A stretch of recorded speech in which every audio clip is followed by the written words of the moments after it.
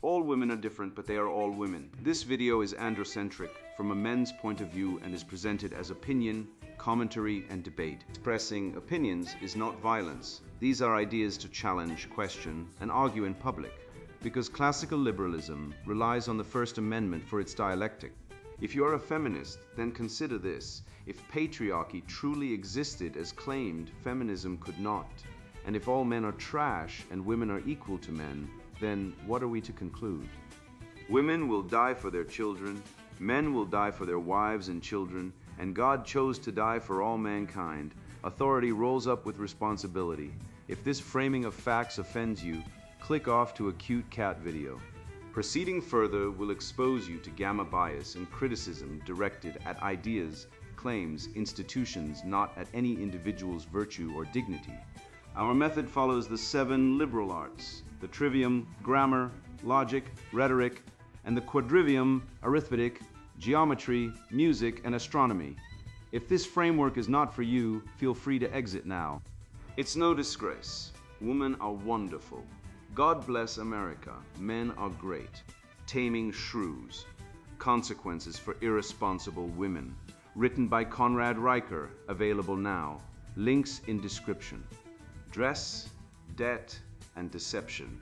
How women, weak and weak men, are running the world into the ground. I once saw a woman in a cafe wear a dress so tight it seemed fused to her spine. Then, moments later, scold the barista for spilling her oat milk latte, blaming toxic masculinity. Not a trace of self-awareness. Yet he was the one on the hot seat. That's the game. Women dress like they're auditioning for a hormonal reaction, then condemn men for responding like humans. Let's be direct. If a woman wears a costume designed to ignite desire, but demands to be handled with monk-like reverence, she's not mistaken. She's using contradiction as a tool. That's not clothing. That's emotional sabotage. And you're the target, hollowed out, taught to feel guilty for seeing what's deliberately placed in front of you. Open your eyes. The real threat isn't biology. It's the woman who mocks your reaction while cashing your check and calling it freedom. I met a man last year, 42, 6-figure job, 2 degrees, no children, no marriage, no sex in 4 years. He worked 70-hour weeks, lived in a shoebox in Toronto, and dated women who needed space, which always meant they were texting 5 other guys while crying into their kombucha about emotional availability. He thought he was playing the game right. He wasn't. He was playing their game, where men trade time for money, so women can trade men for better options. He didn't lose because he was poor. He lost because he sold his time, the only thing a man truly owns, to a system that pays in coins while stealing his life. Meanwhile, women take self-care retreats in Tulum, write poetry about trauma they didn't earn, and get praised for bravery while real men are buried under student debt, alimony, and silence. Let's call it what it is. The feminist economy isn't about equality. It's about monopolizing emotional capital while outsourcing survival to men, then punishing them for surviving. The United Nations says we need gender parity by 2030. Klaus Schwab says you'll own nothing and be happy. Sweden says fathers are optional. Canada fines men for truth-telling. Dating apps reward women who look like they're smuggling a chandelier in their jeans. And we're supposed to believe this is progress. This isn't progress. This is cultural castration by committee. A 2019 study found that 1 in 5 men in the West will never marry. Another found that 50% of children born in the US are to unmarried mothers, many of whom will cycle through 7+ partners, leaving boys without fathers and men without purpose. Fatherless boys are 90% more likely to end up in prison. Girls raised without fathers are 5 times more likely to be sexually active by 15. But sure, let's keep pretending the family is outdated while we wonder why men are depressed, medicated, and disengaged. You don't dismantle the nuclear family and then act surprised when the reactor melts down. I've seen men weep in hotel rooms after flying 3,000 miles for a date that ghosted them. I've seen fathers denied access to their kids because a judge believed the mothers lie over DNA. I've seen cops arrest men for offensive comments while rapists walk free. This isn't justice.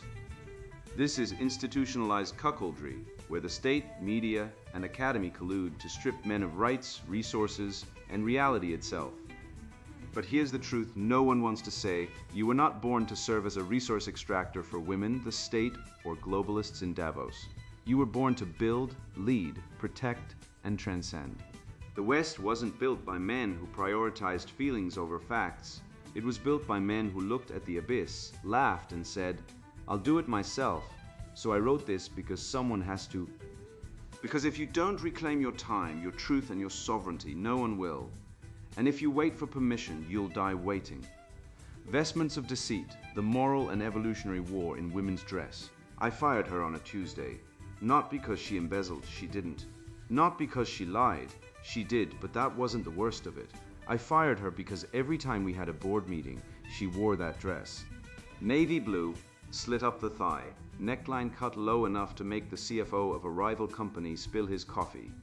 She called it her power look. Power over what? The quarterly report? No, power over you, over me, over every man in the room who suddenly forgot to question the burn rate because his lizard brain was screaming danger. Reproduction opportunity, she wasn't dressing for success, she was weaponizing biology. And she wasn't alone. She was part of a silent, stylish coup.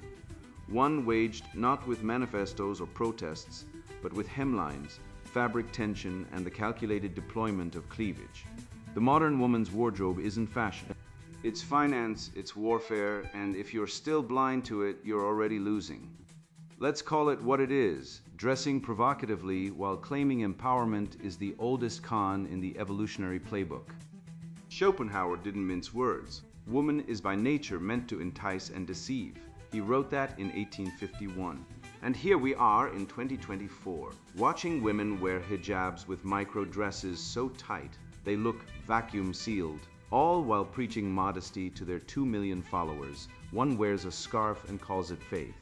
The other wears a thong and calls it feminism. Both are performing the same ritual, using clothing as a lever to manipulate perception.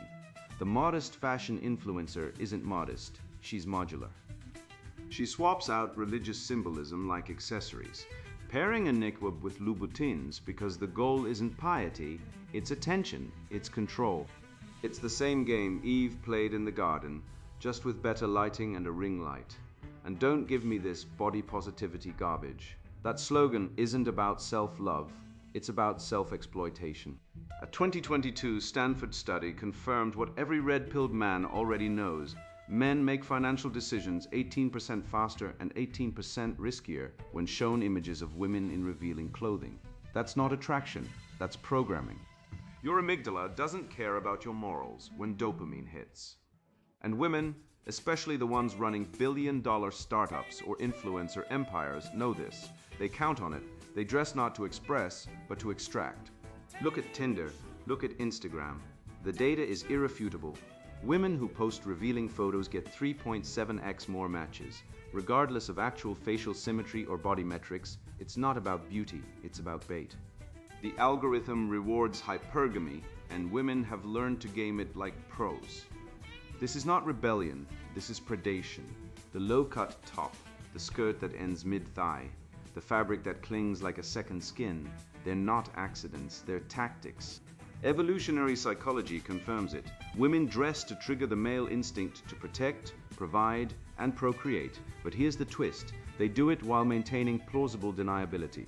"I'm just comfortable," she says, as she walks into a pitch meeting looking like she's about to drop a verse on a Chris Brown track. She's not dressing for comfort, she's dressing for conquest. And if you call her out, she weaponizes language, sexist, misogynist, insecure. The modern female wardrobe is a psychological IED exploded at the wrong moment, and you're the one who gets blamed. So what's the remedy?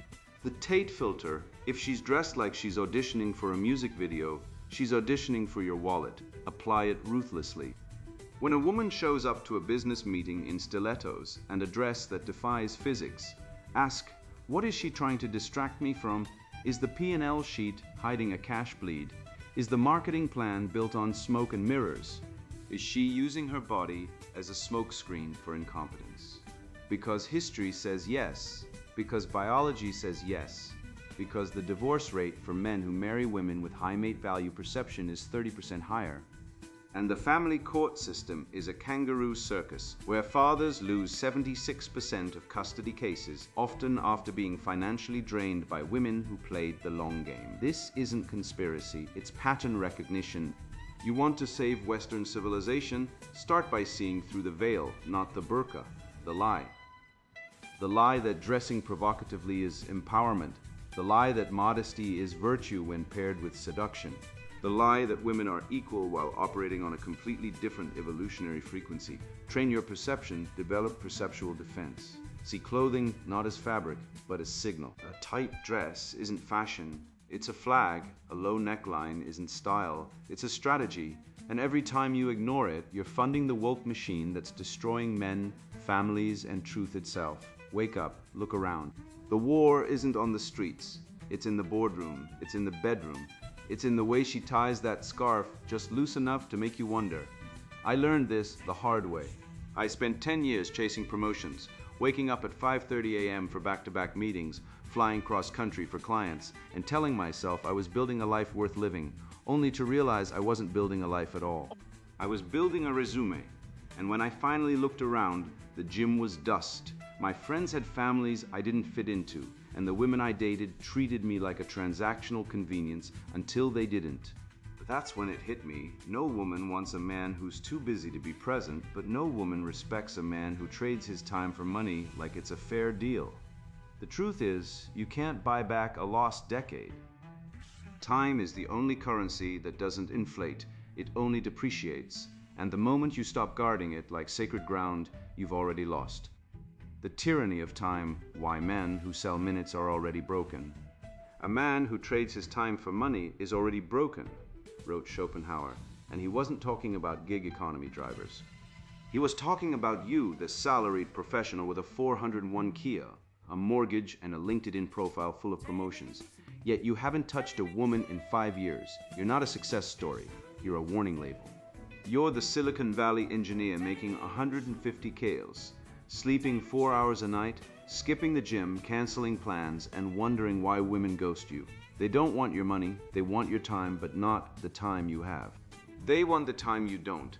They want you to sacrifice your future self on the altar of their convenience, then punish you when you finally collapse from exhaustion. This isn't love. It's emotional parasitism disguised as dating.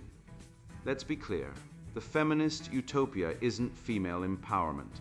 It's a world where men work 80 hours a week to earn enough money to be rejected by women who accuse them of being emotionally unavailable. The Reddit thread from Our Forever Alone isn't an outlier, it's the statistical norm. A 2023 London School of Economics study found that men who prioritize time over money report 37% higher life satisfaction and are 3 times more likely to marry and have children. That's not a coincidence. That's causation. The man who owns his schedule owns his life. The man who sells every waking hour to corporate HR is already dead. He just hasn't stopped breathing yet. You think you're building wealth? You're building a coffin. And the woman who swipes right on your LinkedIn profile but ghosts you when you're too busy?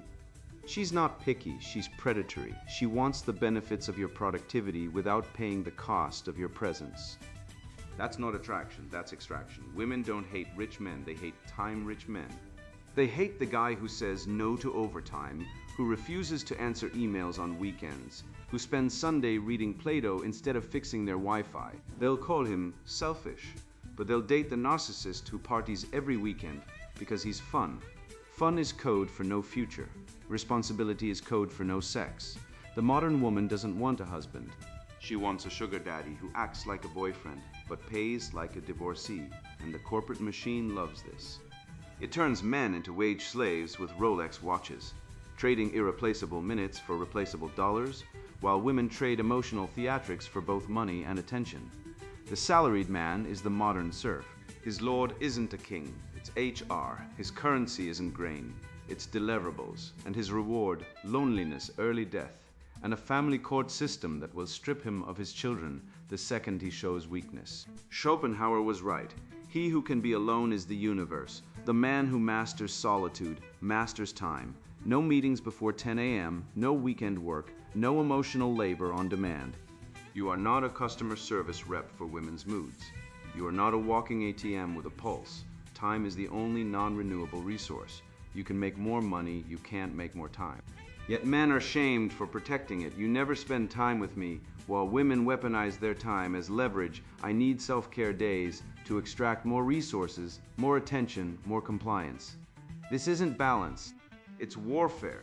And you're losing because you've been conditioned to believe that selling your time is responsibility. It's not, it's surrender. The Tinder paradox proves it. Women swipe right on high earners, then ghost them when they're too busy. They want the result of productivity but hate the act of it. They want the Lamborghini but resent the 80-hour weeks that bought it. That's not just hypocrisy, it's evolutionary sabotage. Studies show women are biologically primed to devalue male productivity when it threatens their control. The same women who demand financial stability will accuse you of workaholism the second you set boundaries. This isn't an accident, it's design. The feminist narrative doesn't want men to succeed. It wants men to serve at work, serve at home, serve in family court, where 70% of custody cases go to mothers regardless of merit. Serve in the prison system, where men are 93% of inmates. Serve in suicide statistics, where men die by suicide 3.5x more than women, often after losing their jobs, families, or both. This isn't oppression. It's targeted elimination of male autonomy through guilt, shame, and systemic bias. So here's the 50-50 rule. Spend no more than 50% of your waking hours on paid work. The rest is for mastery, health, relationships, and legacy. This isn't laziness, it's sovereignty. The corporate job isn't a career, it's a time tax. And every hour you give to it that you don't need to is an hour stolen from your future self. You think you're providing, you're just feeding the machine that will crush you the second you slow down, break the spell. Reclaim your time, learn a skill, lift weights, read Marcus Aurelius. Build something that lasts, because when you die, no one will care about your performance review. They'll care whether you live. This wasn't an isolated incident. It was a warning shot across the bow of every man who still believes in reality. I stood my ground not because I'm cruel, but because I'm sane, and sanity is now on trial. If the state can fine a father for speaking truth at a child's birthday party, then no man is safe in his own home, no father free to raise his son without ideological reprogramming, and Canada is just the testing ground. The same forces pushing Bill C-6 are embedded in the UN's Gender Equality Index, which doesn't measure fairness, it measures how thoroughly a nation has dismantled male achievement. Countries where men lead in science, business, and innovation are scored as unequal, not because women are oppressed, but because men are winning. That's not equality, it's revenge dressed as justice. The cathedral of lies, UN, WEF, and the globalist assault on Western manhood. Freedom of speech is the right to speak when they don't want to hear you. That line hit me like a punch the first time I read it, because I'd just been hit with a $2,500 penalty from the Canadian government for doing precisely that. I didn't shout, I didn't menace. I simply didn't refer to a 13-year-old boy as she at a birthday gathering. My daughter's friend, born male, had been declared a girl by his parents. They insisted I use female pronouns. I refused. The state backed them. A person with a Y chromosome facial hair and a deep voice is now legally recognized as she in Canada. And if I don't accept this, I face punishment. This isn't advancement. This is delusion made enforceable, and it's not isolated to Canada. Bill C-6 isn't about protecting people from harm. It's about punishing those who speak plainly about biology. The Canadian state now brands factual statements as criminal acts. Let that register. Stating men are men and women are women could get you prosecuted. This isn't liberty. It's Orwell's nightmare bureaucracy wearing a gender ideology mask. The United Nations, that cathedral of globalist vanity, publishes a gender equality index that openly penalizes nations where men dominate STEM fields and corporate leadership. Let that absurdity marinate. Excellence in science, technology, engineering, and management fields built by men from Archimedes to Musk is now a negative on their moral ledger. Countries like Japan and Germany score poorly not because women suffer oppression, but because men outperform in measurable real-world domains. The index doesn't care that men take more risks, work longer hours in dangerous jobs, or account for 93% of workplace fatalities. No, in the UN's warped logic, male competence is proof of systemic sexism. It's like scoring a basketball game by how many times the shorter player dunked. The goal isn't equality, it's enforced mediocrity. They don't want women to rise, they want men to be dragged down. This isn't feminism, it's fratricide dressed as virtue. Let's be honest, the modern DEI tribunal is the Inquisition reborn. The Catholic Church once burned heretics for doubting transubstantiation. Today, HR departments destroy careers for doubting gender fluidity. Same mechanism, same outcome, the only difference. The church at least admitted it was religious. Today's clerics, DEI officers, woke journalists, university administrators, pretend their dogma is science, but it's not, it's faith. Faith that a man can become a woman by declaration. Faith that pronouns are magical incantations that rewrite biology. Faith that diversity statements purify your soul. When I was fired from my adjunct position for citing studies on male-female cognitive differences, I wasn't challenged with data. I was branded a heretic. No trial, no appeal, just exile. The modern university isn't a temple of reason. It's a cathedral of lies, where the high priests demand you worship at the altar of victimhood or be cast into the outer darkness of deplatforming. Klaus Schwab, that smug technocrat in Davos, peddles the Great Reset like it's a software update for civilization. But it's not an upgrade, it's malware. Strip away the buzzwords stakeholder capitalism, sustainable development, inclusive growth, and you find a core directive. Destroy the nuclear family, dismantle private property, and replace merit with identity. Schwab wants you to rent your home, your car, your life. He wants your children raised by the state, your speech monitored by algorithms, your loyalty to nation replaced with fealty to global institution. This isn't capitalism. It's Marxism with a LinkedIn profile. And the most insidious part, they target men first. Break the father's authority and the family collapses. Break the man's right to own property, and he becomes a tenant of the system. Break his right to speak, and he becomes a silent servant. The Great Reset isn't about saving the planet, it's about resetting you into obedient serfdom. They say by 2030, you will own nothing and be happy. Let's dissect that. You won't own land, because real estate will be nationalized under climate mandates. You won't own guns, because they're toxic masculinity props. You won't own your children, because family courts already treat fathers as disposable income streams. And happiness? That's the punchline. They expect you to smile while they take everything that makes life worth living. This isn't prediction, it's intent. The World Economic Forum and the UN aren't diplomatic bodies. They're cults. Religious institutions preaching salvation through gender parity, carbon neutrality, and economic leveling. Their gospel, that Western manhood, rational, productive, self-reliant, is the original sin. Their sacraments, diversity training, pronoun declarations, carbon taxes, their goal, the eradication of the independent man, the very archetype that built Athens, Rome, Florence, and Pittsburgh. So what do? We reject the cathedral, not with violence, but with disobedience. We build parallel institutions, men's councils that meet in barns and basements, not Zoom calls. We start private schools where logic isn't censored by gender ideology. We create off-grid communities where a man can hunt, build, and raise his sons without permission from Ottawa or Geneva. I know a group in Montana that does this. No Wi-Fi, no DEI. Just hard work, clear speech, and loyalty to blood and soil. They don't wait for permission to be free. They are free, and they're thriving. The state can fine me, fire me, deplatform me, but it cannot stop the quiet rebellion of men who remember who they are. The West wasn't built by consensus. It was built by men who said no to tyranny. We will do the same. I used to believe the lie that if I worked hard enough, dated well enough, spoke the right buzzwords at the right time, the system would reward me. But the system doesn't want a man. It wants a servant. A gelded, guilt-ridden, debt-laden drone who pays for dinner, swipes right on demand, and vanishes quietly when the woman decides she's not ready for commitment. I paid my dues, I played the game. And when I finally looked in the mirror after another lonely birthday at a rooftop bar, I saw the truth. I wasn't a man, I was a resource, exploited, depleted, and fully compliant. The litmus of adaptation, how men are tested and fail in hostile environments. 42 women, 40,000, 5 years, 0 marriages, 0 children, 0 love.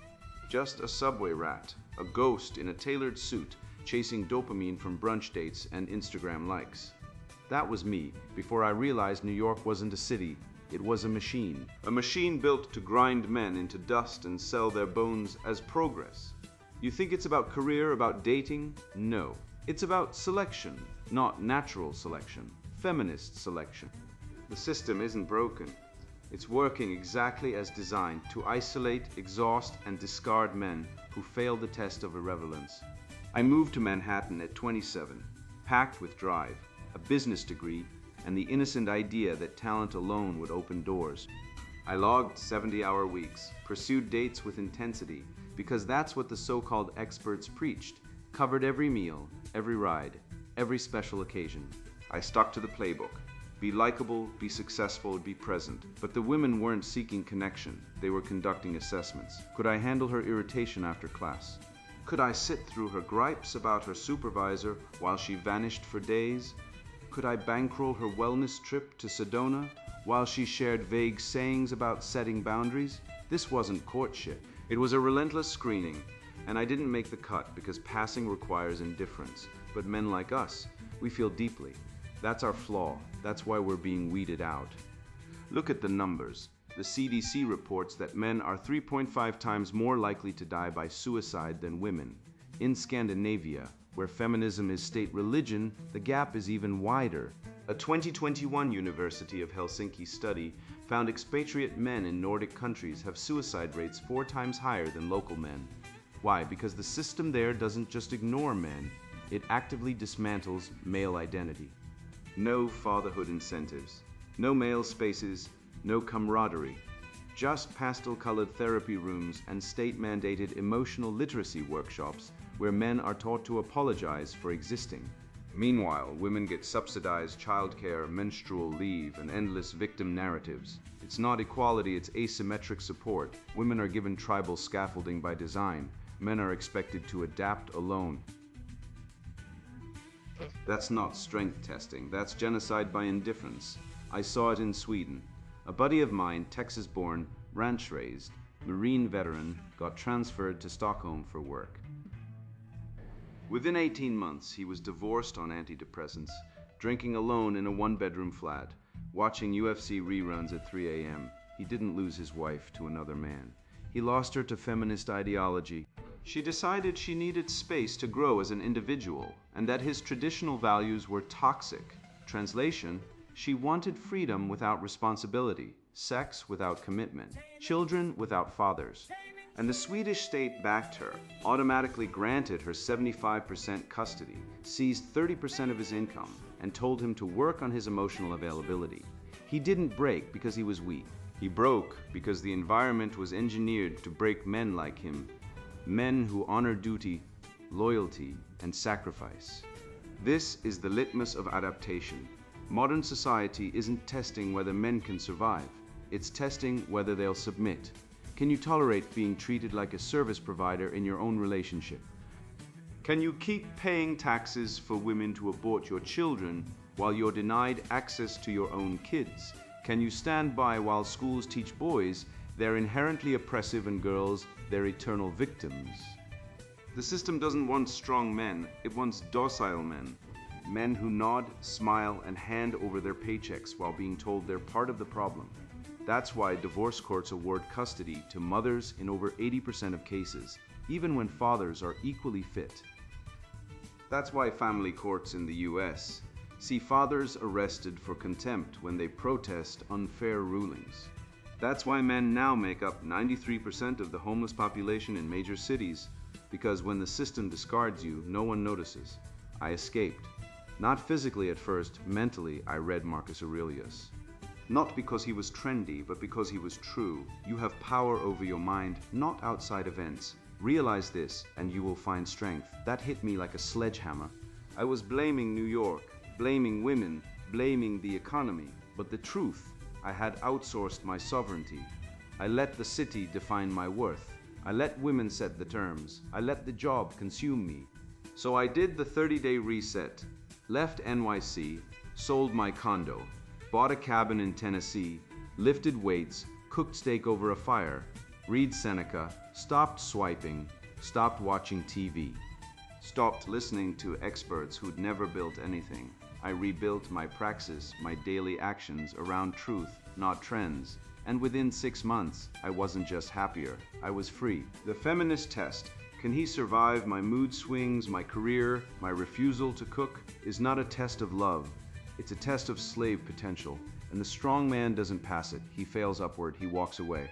He builds something real. Because real masculinity isn't about pleasing women, it's about creating value, regardless of approval. Jordan Peterson was right. Clean your room isn't advice, it's war. It's the first act of rebellion against chaos, against entropy, against the feminist lie that men are disposable. When you clean your room, you declare, I am sovereign, I am order. I am not your emotional dumpster or your sugar daddy. And that terrifies the system, because a man who owns his domain can't be taxed, tamed, or tricked. So here's the truth they don't want you to hear. The environment selects the man. Put a lion in a zoo, and he becomes lethargic, obese, depressed. Put him on the savannah, and he reigns. Men are no different. The city is the zoo. The corporate job is the cage. The dating market is the circus, and you're the lion, pretending you're a house cat. Stop it. Leave, lift, build, hunt, think, read, speak, be. Because the world doesn't need more compliant men, it needs kings, not of thrones, but of self. The litmus isn't whether you survive the test, it's whether you refuse to take it. You've just torn the veil off the lies. Every time a woman flashes cleavage at a business meeting, every time a man dies alone in a penthouse after trading his youth for stock options, every time a father gets slapped with a false accusation in family court while the system laughs, those aren't accidents. They're design features. The feminist cathedral complex runs on cuckoldry, literally and figuratively. Let's talk numbers. 25% of men are raising children that aren't theirs, and DNA tests prove it. Family courts side with mothers in 83% of custody cases, even when abuse is proven. Men are 93% of suicides in the prison system and 80% of all suicides overall. Yet no one funds male mental health, like they do endless women's empowerment grants. You're not depressed because you're broken. You're awake because you see the rot. I once watched a man cry after his wife left him for a younger guy, same age as their son. He lost his house, his kids, his life savings. The court called it emotional abuse, that he worked too much. Meanwhile, she moved in with the gig economy gigolo and posted Instagram pics with a hashtag, finally free, free. She's a debt collector with a tan. You know what's not free? Being a man in this system, you pay taxes, alimony, child support, even when the kids aren't yours. You get arrested for commenting biological reality online, while women burn down police stations and get invited to speak at Davos. The WEF wants you to rent your home, your car, your dignity. They want you docile, dosed on antidepressants, scrolling TikTok while your sperm count drops below 15 million, down from 100 million in 1973. You're not getting weaker because you're lazy, you're being farmed. So here's the truth they'll never teach in school. The world doesn't hate you for being a man. It hates you for being awake. They don't fear your strength. They fear your silence breaking. You don't need their permission to live. You don't need their platforms to speak. Build your own, hunt your own food, train your own body, raise your own sons, own land, learn to fix engines. Stop renting your soul to HR departments that call you cisgendered energy and then fire you for saying women aren't men. Schopenhauer said, woman is deception, fine. Let her play her game, but you're not her mark. You're not her wallet, you're not her slave. You're the heir of Homer, of Seneca, of Newton, of every man who built, fought, and died. So you could stand here, free, clear-eyed, unbroken. This isn't just red pill, this is war. And you've just been armed. And now the sponsored book introduction, Taming Shrews, Consequences for Irresponsible Women. I remember the exact moment society's lie crumbled for me. Sitting in a family courtroom, stripped of my rights and labeled a walking ATM by a system rigged against fathers. They called it justice. I called it theft. That day ignited a fire to expose the gynocratic machinery enslaving modern men, a system where you're shamed for existing yet expected to bankroll everyone's whims. This book burns that machinery to the ground. For decades, we've swallowed the poison of equality, a fairy tale peddled by feminists, Marxists, and academic lunatics. The result? Men like you drowning in divorce settlements, silenced by false accusations, and demoted to second-class citizens in a world that demonizes your biology while exploiting your labor.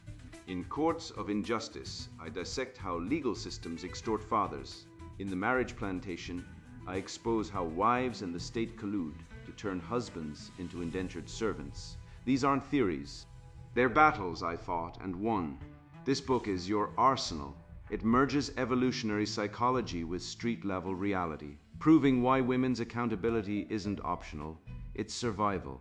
You'll learn to dismantle toxic institutions covered in corporate democracy and government's war on fathers, deploy anti-sim protocols, and master sexual economics 101. I cite biologists like David Buss and psychologists like Jordan Peterson, backing every claim with data that'll make progressives shriek. No fluff, just tools to reclaim your dignity, wealth, and authority. Attention snowflakes, if you're triggered by words like patriarchy or biological imperatives, close this book now.